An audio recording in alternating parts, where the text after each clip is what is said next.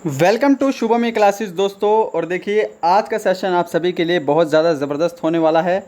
यहाँ पर हम आर्मी जीडी का गणित के क्वेश्चन डिस्कस करने वाले हैं और ये आर्मी जीडी ही नहीं, आर्मी क्लर्क, ट्रेड्समैन सभी के लिए बहुत ज़्यादा बेनिफिशियल हैं। ठीक है, तो सभी के सभी क्वेश्चन आपके एग्जाम में आए हुए हैं और ये वीडियो इस समय लाइव चल रहा होगा।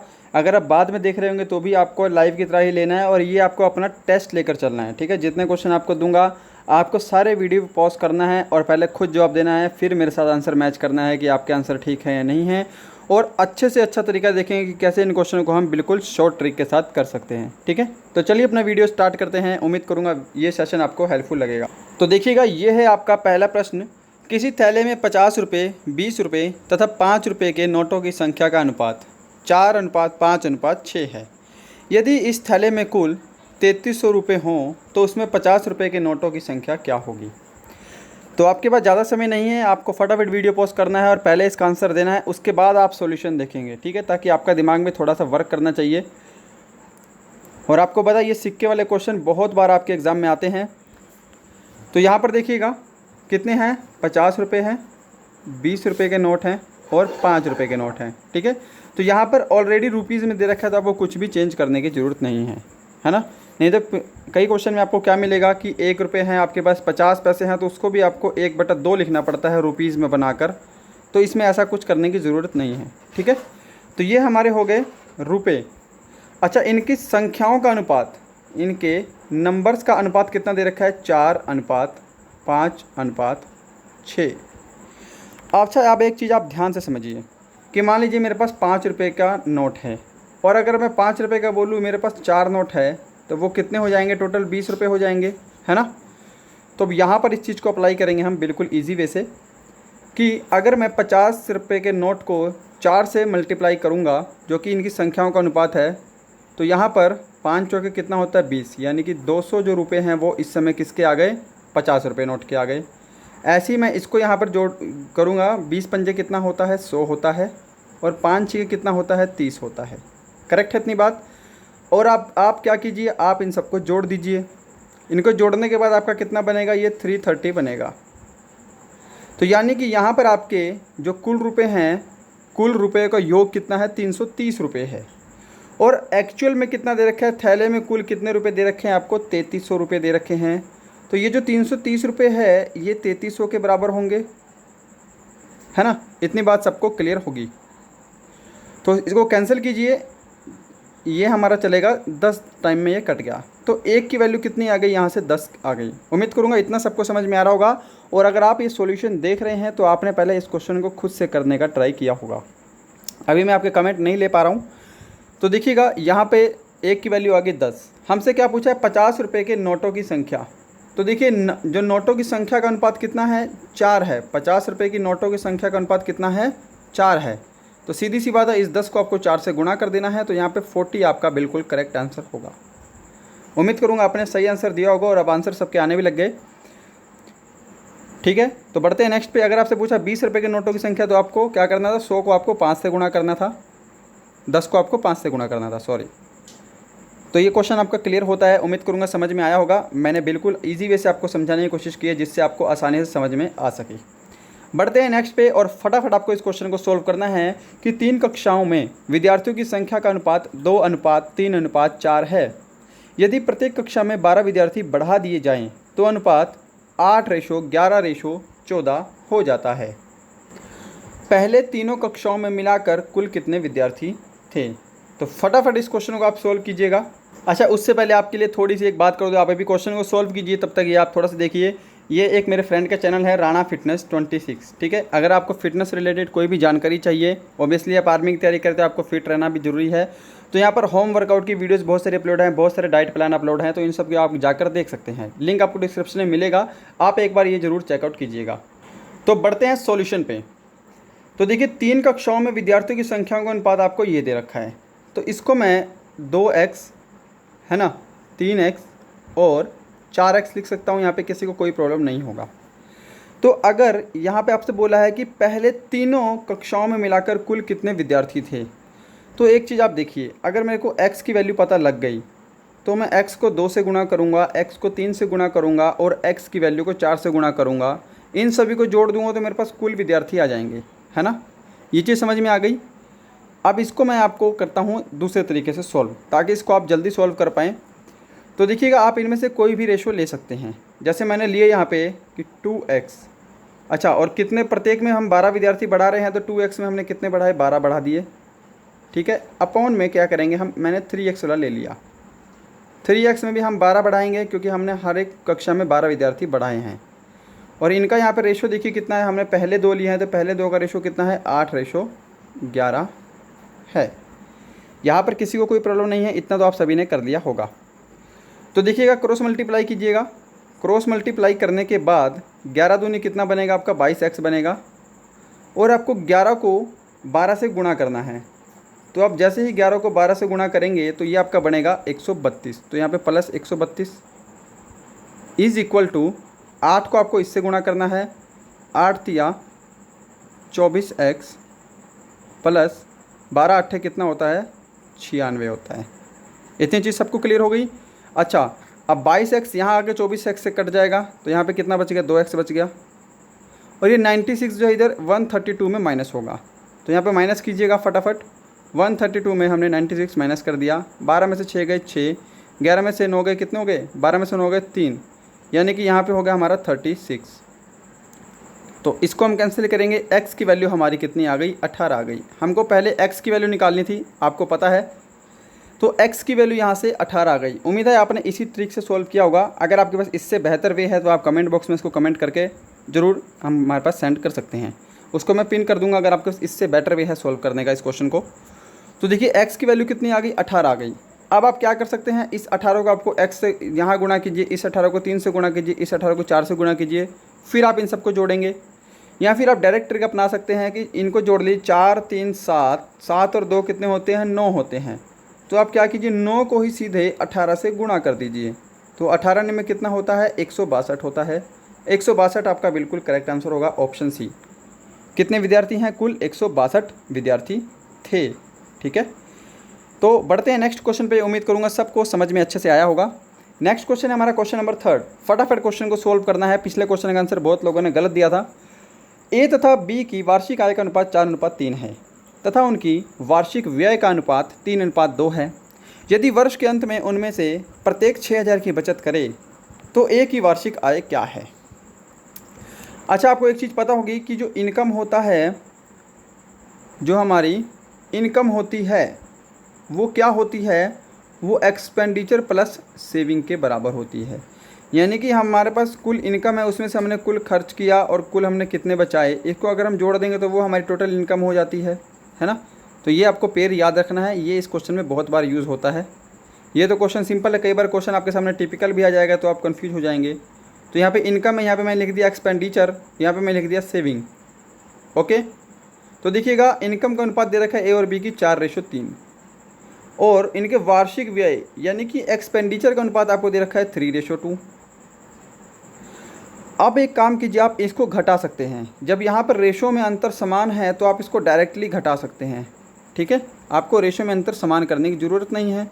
तो देखिएगा, यहाँ पे 1 आ गया और यहाँ पर भी कितना आ गया, 1 आ गया। यानी कि जो इनके सेविंग का रेशो है वो 1:1 आया है ना। और प्रत्येक 6,000 की बचत कर रहा है, यानी कि हर एक बंदा 6,000 की बचत कर रहा है।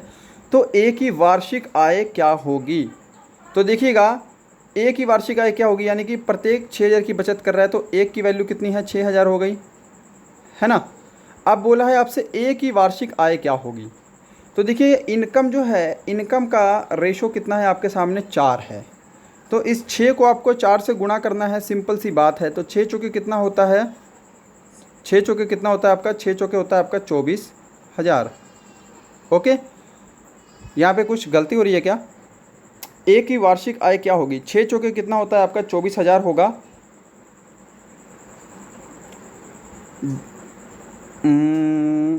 हाँ ठीक है, ओके, आपका 24,000 जो है वो बिल्कुल करेक्ट आंसर होगा।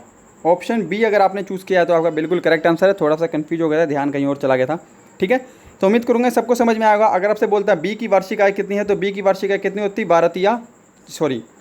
6 तिया 18,000 होती। ऐसे ही आपसे पूछ सकता था कि ए की जो वार्षिक जो व्यय है वो कितना है, तो इसको आपको फिर 3 से गुणा करना पड़ता। ठीक है, तो उम्मीद करूँगा ये चीज़ आपको अच्छे से समझ में आई होगी, सबको क्लियर भी हुई होगी। बढ़ते हैं नेक्स्ट क्वेश्चन की तरफ, और नेक्स्ट क्वेश्चन आपके सामने ये रहा स्क्रीन पर। फटाफट से आप क्वेश्चन को सॉल्व कीजिएगा वीडियो को पॉज करके कि ए बी सी के मासिक वेतन 2, 3, 5 के अनुपात में हैं। यदि सी का मासिक वेतन ए के मासिक वेतन से 12,000 रुपये अधिक हो तो बी का वार्षिक वेतन कितना होगा। अब यहाँ पे आपका थोड़ा सा दिमाग लग सकता है क्योंकि यहाँ पे आपसे पूछा कुछ और है, आप मुझे पता है आपका ध्यान कहीं और चलेगा, आप कुछ और सॉल्व करेंगे। तो सॉल्व कीजिए फटाफट, हम चलते हैं तब तक सॉल्यूशन पे। उम्मीद करूँगा अगर आप ये सॉल्यूशन देख रहे हैं तो आपने पहले क्वेश्चन सॉल्व किया होगा।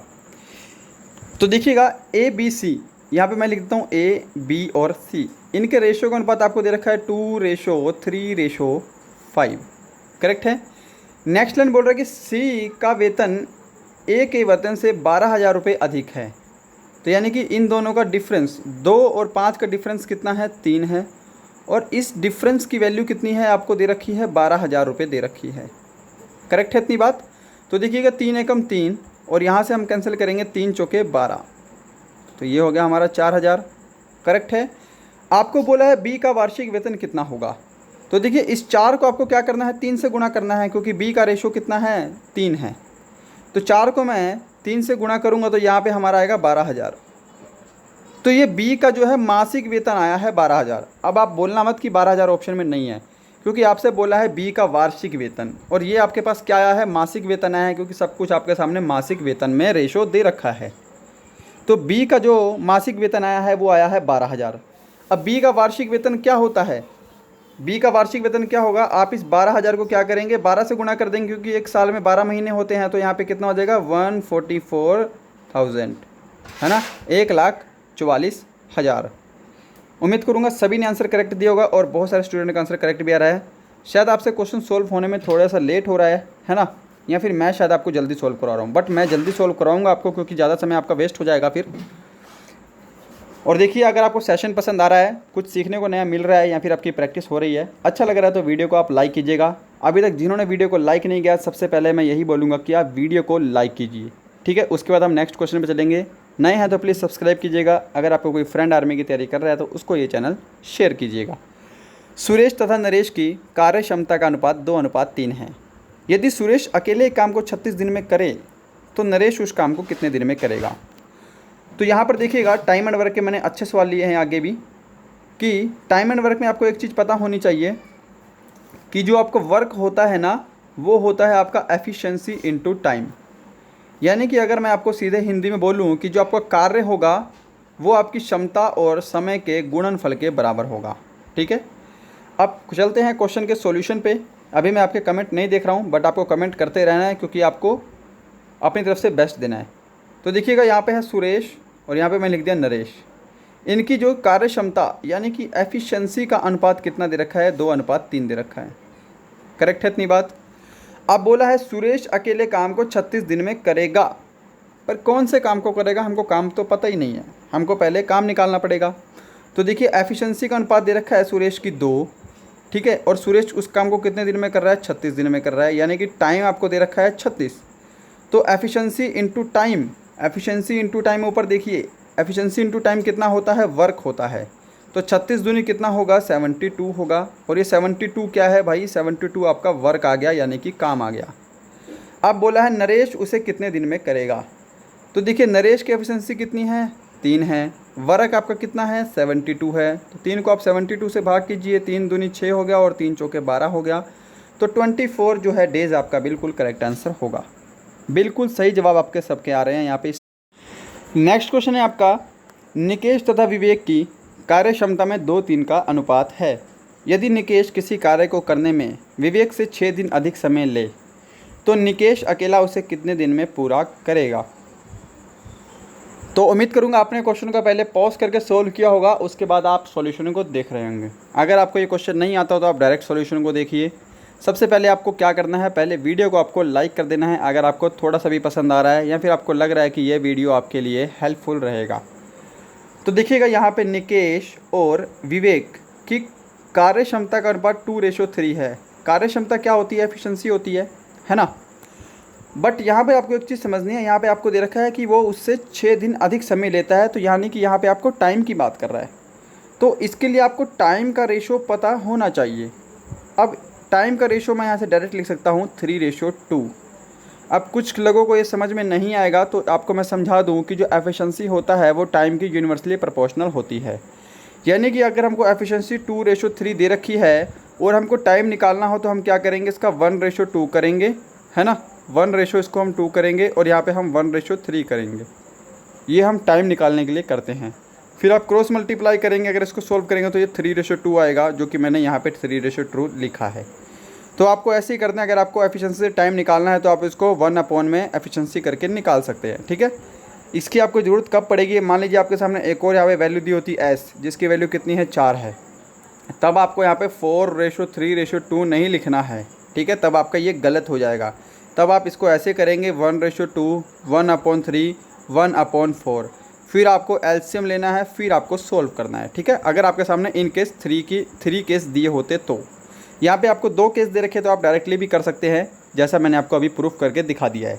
तो हमारा यहाँ से फाइनली टाइम का रेशो कितना आया है, 3:2 आया है। करेक्ट है इतनी बात। अब देखिए इनका यानी कि टाइम का अंतर कितने का है, 1 का अंतर है। 3:2 में 1 का अंतर है और यहाँ पे आपको कितने दिन अधिक लग रहे हैं, 6 दिन अधिक लग रहे हैं। यानी कि 1 की वैल्यू हो गई 6 के बराबर। आपको बोला है निकेश अकेला उस काम को कितने दिन में करेगा। तो देख रहे होंगे आप निकेश का जो टाइम का कंपोनेंट है वो कितना है, 3 है। तो आपको 6 को 3 से गुणा कर देना है, 18 आपका बिल्कुल यहाँ पे करेक्ट आंसर होगा, ऑप्शन ए वाला, है ना। अगर आपसे पूछता कि विवेक कितने दिन में करेगा तो विवेक कितने दिन में करता, 12 दिन में कर देता। तो ये आपका करेक्ट आंसर होगा ऑप्शन ए। उम्मीद करूँगा सबने आंसर दिया होगा। चलते हैं नेक्स्ट क्वेश्चन की तरफ। नेक्स्ट है, कुछ खास व्यक्ति मिलकर किसी कार्य को 60 दिन में संपन्न करते हैं।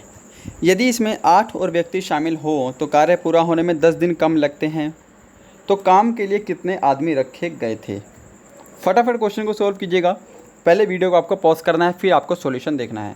और ये क्वेश्चन आपके आर्मी कलर के एग्जाम में आ चुका है, तो आपके आर्मी जीडी में भी आ सकता है, ट्रेड्समैन में भी आ सकता है। बहुत इंपॉर्टेंट क्वेश्चन है। तो यहाँ पे आपका जो है फॉर्मूला वही लगेगा, टाइम एंड वर्क का क्वेश्चन है। तो आपको पता होगा कि जो वर्क होता है वो क्या होता है, एफिशिएंसी इनटू टाइम के बराबर होता है। तो हमको निकालना है कितने आदमी थे शुरू में। तो मान लिया कि शुरू में x आदमी थे, ठीक है। तो अब x के नाम से घबराना नहीं, x बिल्कुल ईजी हम सॉल्व करेंगे ईजी वे से, कि x व्यक्ति थे और वो उस काम को कितने दिन में कर रहे हैं, 60 दिन में कर रहे हैं। तो अगर मैं x को 60 से गुणा कर दूं, यानी कि एफिशिएंसी इनटू टाइम कर दूं, तो ये हमारा वर्क बन गया, है ना। तो यहाँ पर देखिएगा इज़ इक्वल टू, अगर 8 व्यक्ति और शामिल हो जाएं, तो व्यक्ति हमने x माने हैं, x + 8 करेंगे क्योंकि 8 व्यक्ति और शामिल हो गए। तो काम 10 दिन कम लगते हैं ख़त्म होने में। तो पहले 60 दिन लगते थे, अब 50 दिन लगेंगे, 10 दिन कम लगेंगे। तो ये भी एफिशिएंसी इनटू टाइम है, ये भी एफिशिएंसी इनटू टाइम है। तो ये दोनों वर्क के इक्वल हो गए। चीज़ें क्लियर हो गई। हमको x की वैल्यू निकालनी है क्योंकि हमने जो पहले विद्यार्थी थे वो कितने माने हैं, x माने हैं, ठीक है। तो यहाँ पर देखिएगा मल्टीप्लाई करेंगे, यहाँ पे होगा 60x इज़ इक्वल टू, यहाँ पे हम करेंगे 50x और यहाँ पे हमारा हो जाएगा 400। करेक्ट है इतनी बात। तो 50 इधर आगे कैंसिल हो जाएगा, तो यहाँ पे बच गया हमारा 10x, जिसकी वैल्यू हमको है यहाँ पे 400। तो ये हमारा 10 से हमारा ये कट जाएगा। x की वैल्यू कितनी आ गई, 40 आ गई, और ये 40 आपका बिल्कुल सही आंसर होगा, ठीक है। सभी का आंसर बिल्कुल सही होगा उम्मीद करूँगा, और उम्मीद करूँगा आपको ये क्वेश्चन पहले से भी आता हो। अगर नहीं आता तो आप इसको नोट डाउन कीजिएगा, आपको एग्जाम में इसी अप्रोच के साथ करना है। बढ़ते हैं नेक्स्ट क्वेश्चन की तरफ। आपका जो नेक्स्ट क्वेश्चन है और आपका लास्ट क्वेश्चन भी है आज का, ये रहा। फटाफट आपको सोल्व करना है कि कोई दुकानदार 200 रुपये क्रय मूल्य वाली वस्तु का कितना मूल्य अंकित करे ताकि 25% का बट्टा देने के उपरांत उसे 35% का लाभ प्राप्त हो। तो बढ़ते हैं सॉल्यूशन पे। उम्मीद करूंगा आपने इस क्वेश्चन को पहले सोल्व किया होगा। मैं भले ही जल्दी सोल्व करवा रहा हूं क्योंकि आपके पास समय बहुत ज़्यादा कम है। तो देखिएगा, ऐसे क्वेश्चन में आपको एक ट्रिक मैंने बताई थी, जो मेरी लास्ट वीडियो मैथ की अपलोड हुई थी उसके अंदर ही मैंने ऐसे क्वेश्चन को करने की ट्रिक बताई थी। वो ट्रिक के साथ आप इस क्वेश्चन को सिर्फ 5 सेकंड के अंदर कर सकते हैं। वो ट्रिक क्या है कि CP जो होता है वो क्या होता है, CP is equal to 100 minus loss होता है, और MP जो है वो क्या होगा, वो होगा आपका 100 प्लस प्रॉफिट, ठीक है। और ये जो है एक दूसरे के डिविजिबल होंगे। ये आपकी एक छोटी सी ट्रिक है, जो ट्रिक आपको पता होनी चाहिए कि CP जो है वो 100 माइनस लॉस होगा, और आपका जो MP होगा, MP मतलब क्या है, ये आपका मार्क प्राइस है, अंकित मूल्य है, वो होगा 100 प्लस P। इस ट्रिक को आपको याद रखना है, आपको ये ट्रिक भूलनी नहीं है, ठीक है। तो बढ़ते हैं क्वेश्चन के सॉल्यूशन पे। थोड़ी सी बैकग्राउंड नॉइज़ आ रही है, इसको आप मैनेज कर लेना, ठीक है। तो अब मैंने आपको क्या बताया, सीपी जो होता है वो क्या होता है, 100 माइनस लॉस होता है, और जो एमपी होता है वो आपका होता है 100 प्लस प्रॉफिट, ठीक है। ये आपका एक छोटा सा फॉर्मूला है, ये एक दूसरे के डिविजिबल होते हैं। अब मैं आपको क्वेश्चन सोल्व करके दिखाता हूँ। इसकी वैल्यू, ठीक है, सीपी की वैल्यू क्या है, 100 प्लस 100 माइनस लॉस। तो यहाँ पे लॉस हो रहा है 25% का, तो यहाँ पे मैं लिख देता हूँ 75, क्योंकि 100 माइनस लॉस हो गया। और ये 35% का लाभ हो रहा है, तो इसको मैं 135 लिख सकता हूँ, ठीक है, क्योंकि ये एसपी आ गया, सॉरी एमपी आ गया। तो सीपी की वैल्यू कितनी है यहाँ पे 75 है, और एमपी जो है वो आपका कितना है 135 है, ठीक है। तो देखिएगा 15 5 75 और 15 निमे कितना होता है 135 होता है। तो यहाँ पे 5/9 आ गया। अब यहाँ पे आपको क्रय मूल्य दे रखा है 200 रुपये, और यहाँ पे हमारा क्रय मूल्य कितना है 5 है। तो यहाँ पे 5 की वैल्यू आप क्या कर देंगे, 200 के बराबर कर देंगे। तो यहाँ पे कितना आ गया, यहाँ पे आपका आ गया 40। आपसे बोला है अंकित मूल्य कितना होगा, ठीक है, अंकित मूल्य कितना होगा। तो एमपी का रेशो कितना है, 9 है। तो 40 को आपको 9 से गुणा कर देना है, तो यहाँ पे आपका कितना आ जाएगा 360 आ जाएगा, और ये आपका बिल्कुल करेक्ट आंसर होगा। तो ऑप्शन बी अगर आपने चूज़ किया तो बिल्कुल आपका करेक्ट आंसर है। मुझे पता है आपने किसी और तरीके से भी किया होगा कि पहले इसको 100 माना होगा, फिर उसको आपको 20% एक्स्ट्रा किया होगा, फिर लॉस किया होगा। करने की ज़रूरत नहीं है, आप ये फॉर्मूला याद रखिएगा, 100 minus loss is equal to CP, और 100 plus profit is equal to MP, और ये दोनों एक दूसरे की डिविजिबल होंगे, ठीक है। तो यहाँ से आपकी वैल्यू इक्वल करके आप इजीली सॉल्व कर सकते हैं। तो गाइज़ ये थी आपका सेशन। उम्मीद करूँगा वीडियो आपको हेल्पफुल लगा होगा। आपको इस वीडियो की पीडीएफ चाहिए, डिस्क्रिप्शन में लिंक मिलेगा, वहाँ पे आप टेलीग्राम ज्वाइन कीजिएगा, वहाँ पे आप इसकी पीडीएफ डाउनलोड कर सकते हैं, ओके। अगर आप लिंक से ज्वाइन नहीं हो रहे तो आप टेलीग्राम पे सीधा सर्च करिए हमारे चैनल का नाम शुभम ई क्लासेस, तो वहाँ से भी आप टेलीग्राम ग्रुप ज्वाइन कर सकते हैं। मिलते हैं नेक्स्ट वीडियो में, तब तक के लिए bye bye and thank you so much.